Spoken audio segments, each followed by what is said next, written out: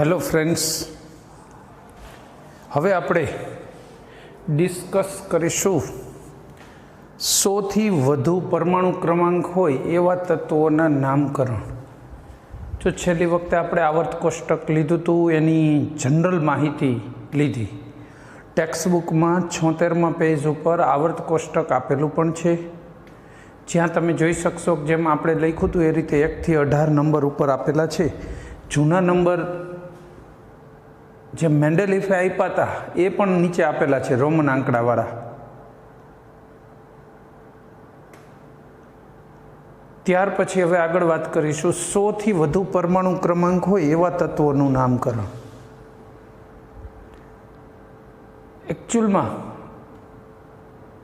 92 પછીના તત્વો કુદરતી નથી, કૃત્રિમ રીતે બનાવ્યા છે.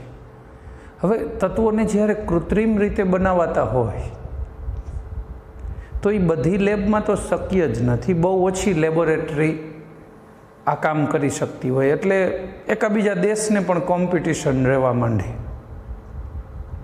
એટલું જ નહીં,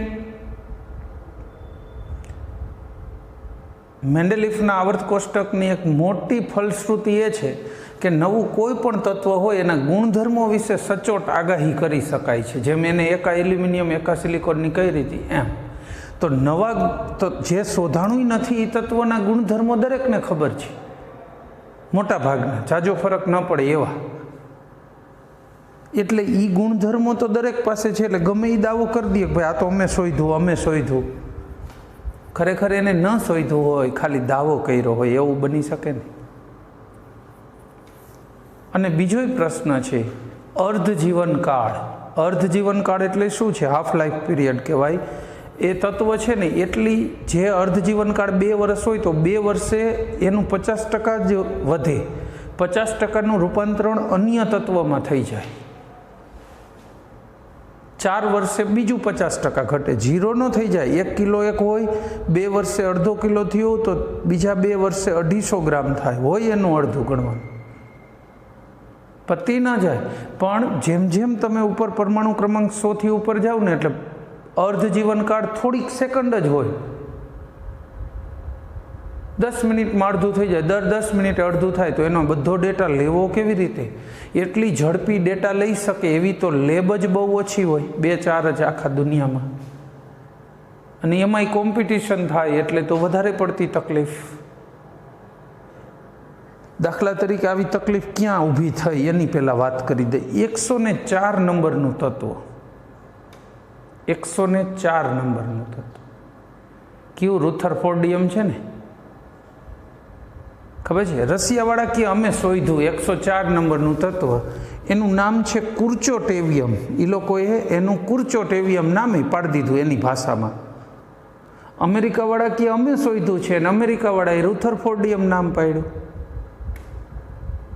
પછી આખો પ્રશ્ન IUPACમાં ગયો. એની જ્યારે મિટિંગ થઈ ત્યારે મૂકાણું કે ભાઈ આ દેશ અલગ નામ આપે છે, આ દેશ અલગ. આ તત્વો તો ઇન્ટરનેશનલ હોય, આના નામ થોડાક કોઈ દેશ પોતપોતાની રીતે નક્કી કરે. એટલે IUPACએ બંને પાસે પુરાવા માંગ્યા કે ભાઈ તમે આ તત્વ શોધ્યું, એમાં તમે કઈ કઈ ટ્રાય કરી હતી, કઈ વસ્તુઓ હેન્ડલ કરી, બધું અમને આપો માહિતી. એ માહિતી મળ્યા પછી એવા તારણ ઉપર આવ્યા કે અમેરિકાવાળાની વાત સાચી છે, રશિયાવાળાની ખોટી છે. એટલે કુર્ચોટેવિયમ રદ કરી દીધું નામ, અને રુથરફોર્ડિયમ 104 નંબરના તત્વનું નામ રુથરફોર્ડિયમ માન્ય રહ્યું. આવું થાય. અને ભવિષ્યમાં બીજા તત્વોમાં આવું ન થાય એટલે IUPACએ એ જ મિટિંગમાં એવું નક્કી કરી નાખ્યું કે ભાઈ કોઈ પણ તત્વ શોધાય ત્યારે એને એક IUPACએ નક્કી કરેલી સિસ્ટમ પ્રમાણેનું નામ આપોઆપ એલોટ થઈ જાય એવી સગવડતા ગોઠવવી જોઈએ. કેવી સગવડતા કહું છું? આપોઆપ એનું IUPAC મુજબ નામ ગોઠવાઈ જવું જોઈએ. એના માટે IUPACએ શું સિસ્ટમ ઊભી કરી? એને છે ને 0 આ બધાના એને નામ આપ્યા. નીલ, એકડો, ઓન, બગડો, બાય. 3 હોય તો એને શું કહેવાનું? Tri, un, nil, bi, tri, બસ પછીના તો આવડી જશે. ક્વાડ, પછી 5 હોય તો પેન્ટ, 6 હોય તો હેક્સ, 7 હોય તો સેપ્ટ, SEPT, 8 હોય તો ઓક્ટ, 9 હોય તો ઇન. બરાબર, આવા એને નામ આપી દીધા. બધાયનો પહેલો અક્ષર, જો હજી શોર્ટમાં નામ જોતું હોય, શોર્ટ નેમ, તો UBTQPHSOE,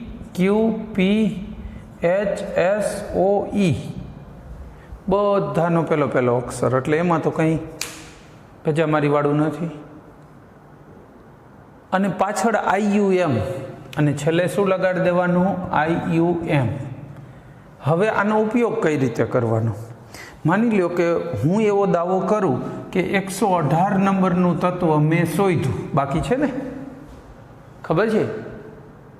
114 નંબરનું ફ્લેરોવિયમ, 116 નંબરનું લિવરમોરિયમ, 17 ને 18 બે બાકી છે. 118મું તત્વ હું શોધું તો તરત જ એનું નામ પડી જશે. એકડાને શું કહેવાય? અન. બીજો એકડો એટલે પાછું અન, પછી આઠડો એટલે શું થઈ જાય? આઠડા માટે ઓક્ટ, અન ઓક્ટ, અને છેલ્લે IUM, અન ઓક્ટિયમ. આવું નામ થઈ ગયું, અન ઓક્ટિયમ. અને ટૂંકાક્ષરી નામ જોતું હોય તો પહેલો અક્ષર લઈ લો, અનનો UO. તો આની સંજ્ઞા શું થઈ ગઈ? UO, અને નામ શું થઈ ગયું? અન ઓક્ટિયમ. માની લો કે 109 નંબરનું તત્વ છે, તો ચલો 101 એટલે અન, 0 ને શું કહેવાનું છે? નીલ, એનો N સિમ્બોલ મળે, નીલ. 9 ને શું કહેવાનું? ઇન, IUM, અન નીલ એન્યમ. અને એનો સંજ્ઞા આપવી હોય તો UNE, પહેલો અક્ષર. સંજ્ઞા થઈ ગઈ, નામ થઈ ગયા. સમજાઈ જશે કે નહીં સમજાય? હવે તમે એમ કહો કે મેં 136 નંબરનું નવું તત્વ શોધ્યું, તો નો પ્રોબ્લેમ. 136નું નામ તમારે આપવાનું નથી. IUPAC મુજબ અન ટ્રાયહેક્ઝિયમ, આનું નામ શું થઈ જાય? અન ટ્રાયહેક્ઝિયમ. પછી નેક્સ્ટ મિટિંગ જ્યારે પણ IUPACની થાય ત્યારે આવા જે સિમ્બોલિક નામ અપાયેલા છે એ બધા IUPACની મિટિંગમાં ચર્ચા પાત્ર બને, એની ચર્ચા કરવામાં આવે. મિટિંગમાં જે તે શોધકે જે એમ દાવો કરતા હોય કે અમે આની શોધ કરી છે, એને આમંત્રણ મળે કે તમે હાજર રહ્યો, આવો. ત્યાં એની પાસે પ્રૂફ માગવામાં આવે કે તમે કયા પ્રૂફના આધારે દાવો કરો છો કે આ તમે શોધેલું છે. એ પ્રૂફ જો IUPACને સચોટ લાગે કે હા બરાબર છે, આમની વાત, આની શોધ એમણે કરેલી છે, એવું બધા વૈજ્ઞાનિકો સ્વીકારે, બધા IUPACના સભ્યો, એમાં બધા દેશના મેમ્બરો હોય, મોટા ભાગના દેશ છે, 100થી વધુ, એટલે બધા સ્વીકારે કે ના બરાબર છે, તમે કહો છો એ સાચું છે. હવે તમે નામ સજેસ્ટ કરો. ધ્યાન રાખજો, તમારું કે તમારા ફેમિલી મેમ્બરનું નામ ચાલશે નહીં. અન્ય કોઈ સારા વૈજ્ઞાનિકનું નામ આપો. તમારા દેશના ન હોય તોય ચાલે, ભલે બીજા દેશના સારા વૈજ્ઞાનિકના નામ આપી શકાય. અથવા તમારા દેશ, તમારા વિસ્તાર ઉપરથી નામકરણ કરી શકો છો. અથવા તમારા દેશને ગૌરવ અપાવનાર કોઈ વ્યક્તિ હોય. દાખલા તરીકે આપણે કોઈ તત્વ, ચાલો મેં એક તત્વ શોધ્યું તો હું એને ગાંધીયમ નામ આપવા માગતો હોય તો આપી શકું. યમ આપવું જરૂરી નથી, પણ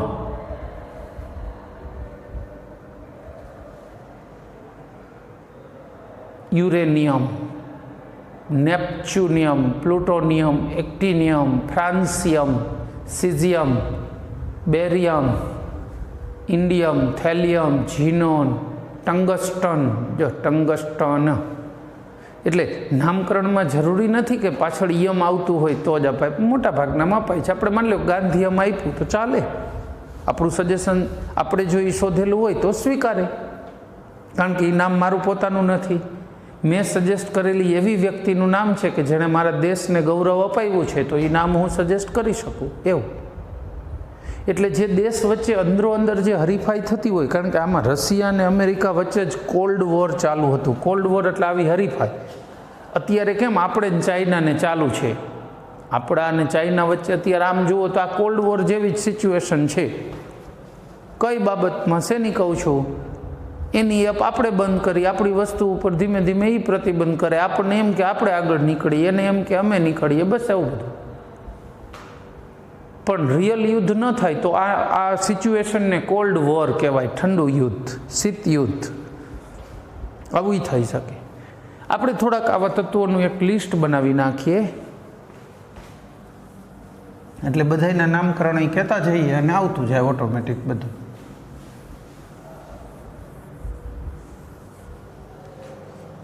ચલો લિસ્ટ ક્યાંથી બનાવીએ? 100 ઉપરના તત્વોથી લિસ્ટ બનાવીએ. 101, 2, 3, 4, 5, 6, 7, 8, 9, 10, 11, 12,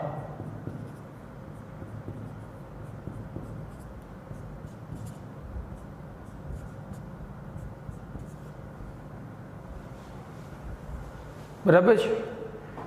આ તત્વોના આઈયુપીએસસી મુજબ શું નામ થતા જાય એ કહેતા જઈશું, અને પછી જે તે શોધાણું પછી શું નામ મળ્યું એની વાત કરતા જાય.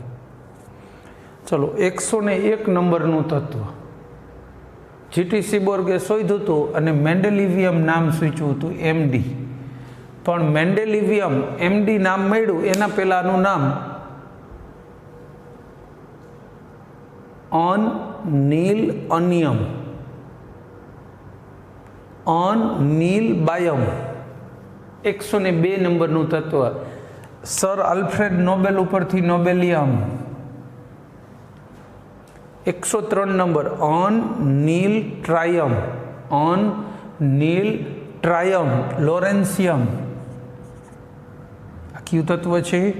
એફ વિભાગનું છેલ્લું તત્વ, 5Fનું. પછી 104 જેના માટે વિવાદ થયો હતો, કુર્ચોટેવિયમ અને રુથરફોર્ડિયમ માટે.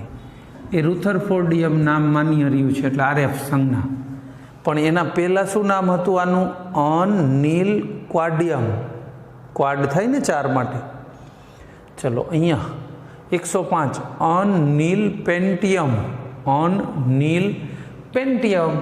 અને પછી વૈજ્ઞાનિકો દ્વારા અપાયેલું નામ, આઈયુપીએસસી દ્વારા અપાયેલું નામ શું હતું? ડીયુ ડબનિયમ અથવા ડુબનિયમ. પછી 106 જીટી સીબોર્ગ ઉપરથી મેં ક્યારનું કીધું છે, પહેલાં આગળના લેક્ચરમાં વાત કરી હતી, SG seaborgium. Un nil hexium, un nil heptium, sorry septium, 7 માટે સેપ્ટ છે, ઓન નીલ સેપ્ટિયમ. તો એનું સંજ્ઞા થશે બોહરિયમ, BH. 108 on nil ઓક્ટિયમ, હાસ્યમ.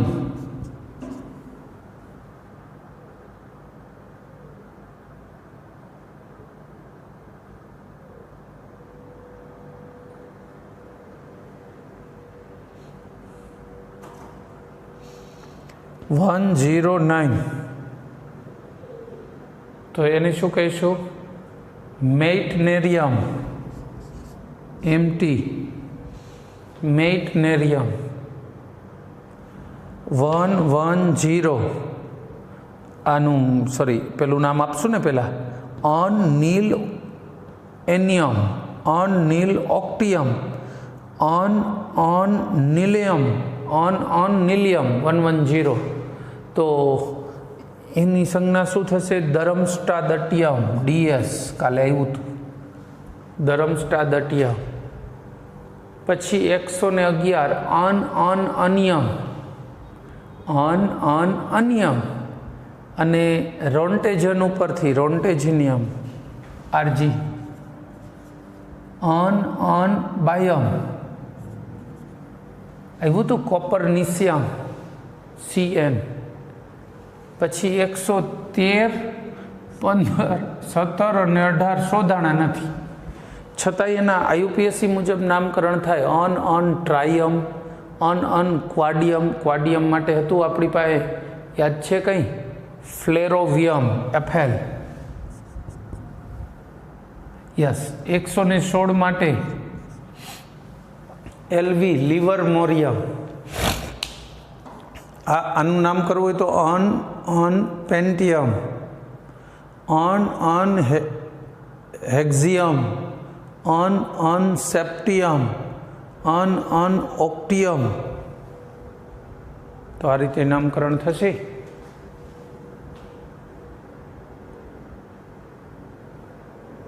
તો આથી આ 100 પછીના તત્વોના નામકરણ.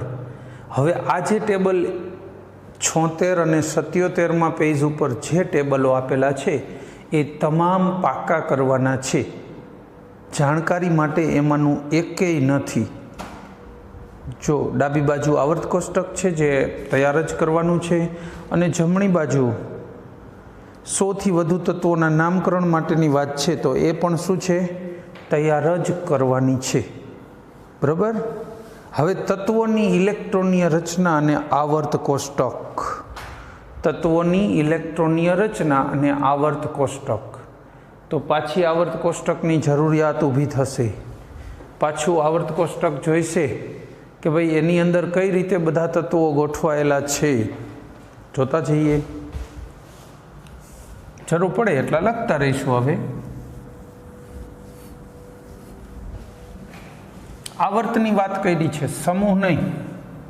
અત્યારે આપણું ફોકસ આવર્ત ઉપર રહેશે, તો સમૂહ ઉપર નહીં.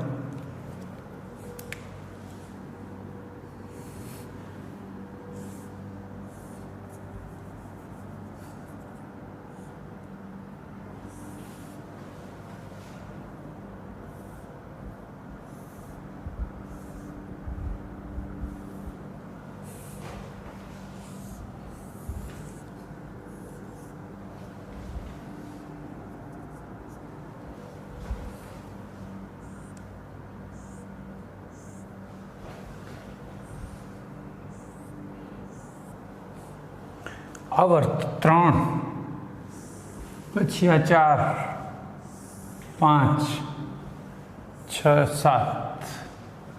7 આવર્ત થઈ ગયા.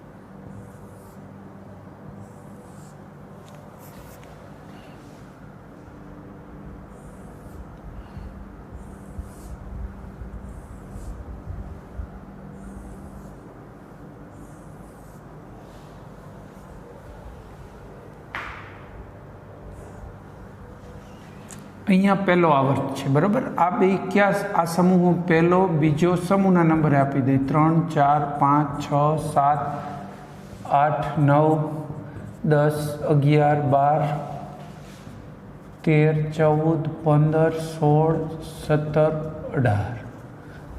બરાબર છે. થોડીક તત્વોની ચર્ચા માટે આપણે કીધું હતું હાઇડ્રોજન અહીંયા ગમે અહીંયા મૂકી દો પહેલા આવર્તમાં, હિલિયમ અહીંયા,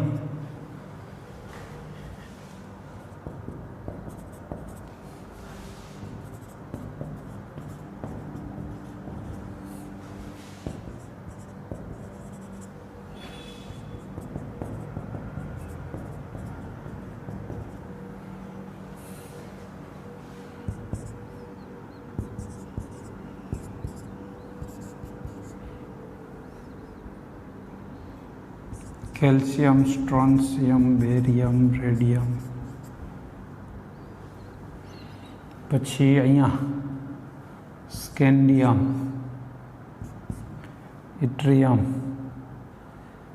લેન્થેનમ, La, Ac, એક્ટિનિયમ. અહીંયા જે સ્કેન્ડિયમથી ઝીંક, ઇટ્રિયમથી કેડમિયમ, લેન્થેનમથી મર્ક્યુરી એટલે Hg, એક્ટિનિયમથી કોપરનિશિયમ, અહીં તો છે નહીં. Flerovium, livermorium, gallium, indium, thallium, germanium, tin, lead, arsenic, antimony, bismuth, selenium, tellurium, polonium, PrI-80, argon, krypton, xenon અને રેડોન. આ તત્વો થયા. આમાંથી scandium, titanium, vanadium, chromium, manganese, Fe, CO, બરાબર. ત્યાર પછી અહીંયા ઝર્કોનિયમ, નિયોબિયમ, મોલિબ્ડેનમ, પછી ટેક્નેશિયમ, ટંગસ્ટન કે લખ્યું, ટેક્નેશિયમ, રૂથેનિયમ, રહોડિયમ, પેલેડિયમ, સિલ્વર. પછી લેન્થેનમ સિરીઝમાં લેન્થેનમ,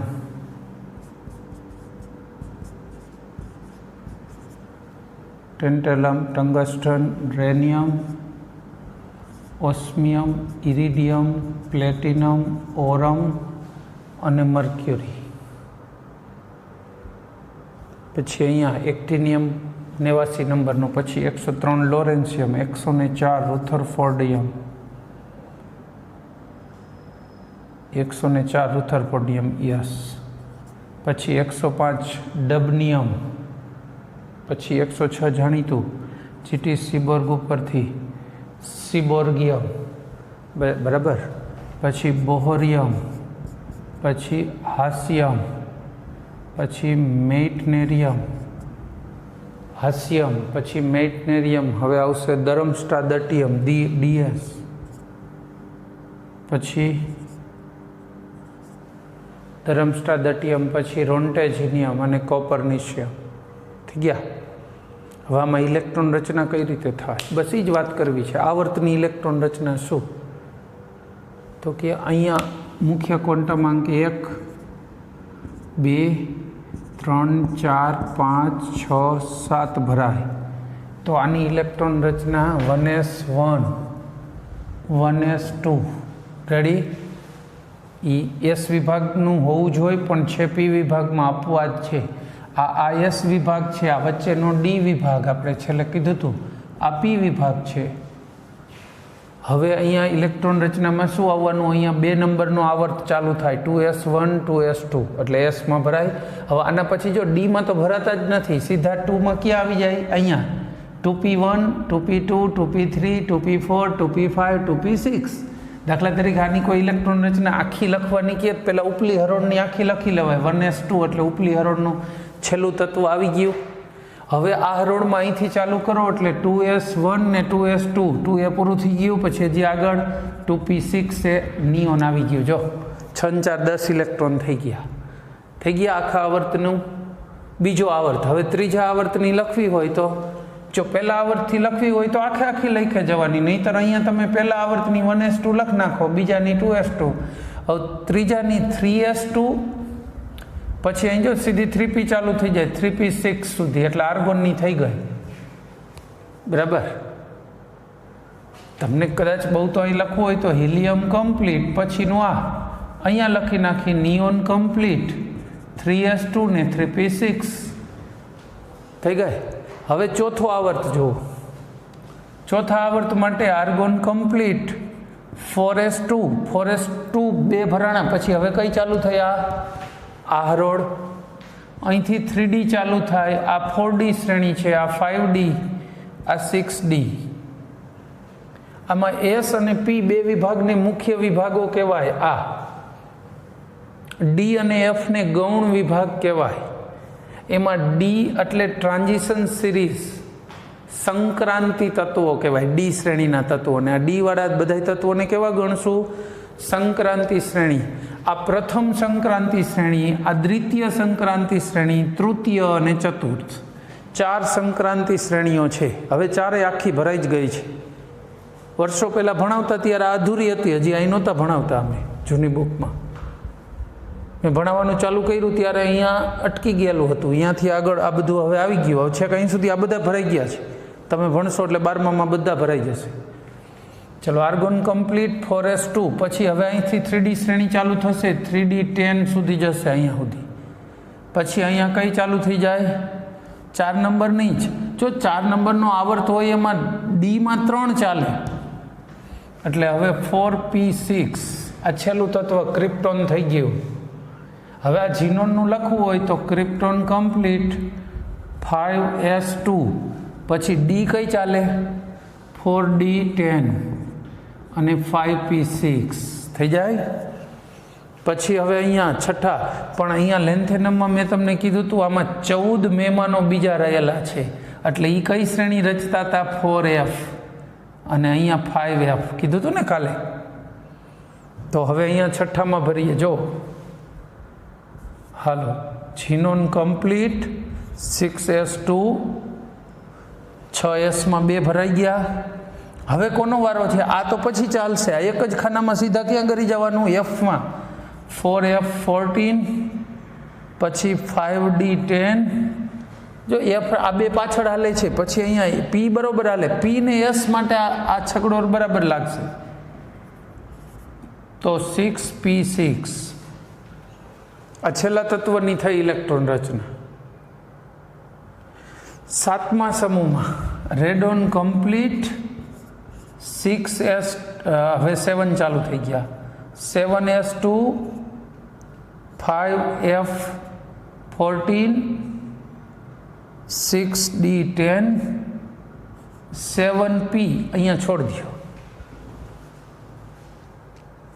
આમ થાય. આ શ્રેણીને આપણે શું નામ આપ્યું? સંક્રાંતિ શ્રેણી. કઈ ડી શ્રેણીઓ બધીને સંક્રાંતિ કહેવાય, અને એફ તો એની વચ્ચે આવેલી છે, એટલે આંતર સંક્રાંતિ શ્રેણી. સંક્રાંતિ એટલે મૂળભૂત રીતે વચ્ચેનું એમ કહી શકાય. લો, એસ અને પીની વચ્ચે સ્થાન ધરાવે છે, વચ્ચે સંક્રાંતિ પામે છે, માટે સંક્રાંતિ શ્રેણી છે. તો જો ડીને આ રીતે સંક્રાંતિ કહેતા હોય તો પછી એફ શ્રેણીને કેવી કહેવાય? આંતર સંક્રાંતિ શ્રેણી. તો આની અંદર આવેલી છે. તો એફ શ્રેણી શું છે? આંતર સંક્રાંતિ શ્રેણી છે એફ. બરાબર છે? તો આ ડી અને એફની વાત થઈ ગઈ. એફ શ્રેણી આંતર સંક્રાંતિ શ્રેણી થઈ, અને ડી શ્રેણીને આપણે કેવી કીધી? સંક્રાંતિ શ્રેણી. એસ અને પી ને મુખ્ય વિભાગો કીધા. આ એના બધા જ જુદા જુદા 7 આવર્તની ઇલેક્ટ્રોન રચના થઈ ગઈ. બરાબર? આની બધીને ઇલેક્ટ્રોન રચના આપી ન હોય. બીજું, આ લેન્થેનોઇડ શ્રેણી એટલે કઈ થાય? લેન્થેનોઇડ્સ એટલે કયા તત્વો? આ લેન્થેનમના ખાનાના જે 14 મહેમાન છે, સીરિયમથી લ્યુટેશિયમ સુધીના, એ બધાને લેન્થેનોઇડ્સ કહેવાય. એક્ટિનોઇડ્સ કોને કહેવાય? જે એક્ટિનિયમમાં આવે છે, એટલે થોરિયમથી માંડીને લોરેન્સિયમ સુધીના તત્વો. ત્યાં લખતા નથી, એની અહીંયા જરૂર નથી, જેમ જરૂર પડશે એમ લખીશું. પણ આ આવર્ત કોષ્ટક હવે તમારે મોઢે તૈયાર ન કર્યું હોય કદાચ હજી, તો બહુ શોર્ટ ટાઈમમાં કરી નાખો. હવે ત્રીજી સંક્રાંતિ શ્રેણી એટલે કઈ થાય વાસ્તવમાં? પહેલી સંક્રાંતિ શ્રેણી કઈ થઈ? પહેલી 3D વાળી આ. તૃતીય સંક્રાંતિ શ્રેણી એટલે લેન્થેનમથી મર્ક્યુરી. દ્વિતીય સંક્રાંતિ શ્રેણી એટલે ઇટ્રિયમથી કેડમિયમ. ઇટ્રિયમથી લઈને કેડમિયમ સુધી, એટલે આ દ્વિતીય સંક્રાંતિ શ્રેણી. આ રીતે આપવાનું છે. બરાબર છે? આ જે છે એ કોષ દર્શાવે છે. કોષ KLMNOPQM કોષ છે. બરાબર? બસ, તો આ સાથે આપણે શું લીધું અત્યારે? આવર્તમાં ઇલેક્ટ્રોનીય રચના. હવે સમૂહ પ્રમાણે ઇલેક્ટ્રોનીય રચના આવતી વખતે લઈશું. આ એક સમૂહની ઇલેક્ટ્રોન રચના શું એ અહીં નીચે લખતા જઈશું. એક એક સમૂહની લખી શકાય. આ સમૂહની અત્યારે આપણે લખીએ, આવર્તની તૈયાર કરી. બરાબર છે? તો આ સાથે અત્યારનું કામ પૂરું કરીશું. ક્રમશઃ જેમ જેમ જે વિભાગ ભણશું એના તત્વો પછી ખાલી લખવાના રહેશે. આ 1, 2, 3 લેક્ચર સુધી જ આખું ટેબલ જોઈશે, પણ તમારે યાદ રાખવાનું છે આખે આખું. સારું, તો આ સાથે થેન્ક યુ. જય હિન્દ.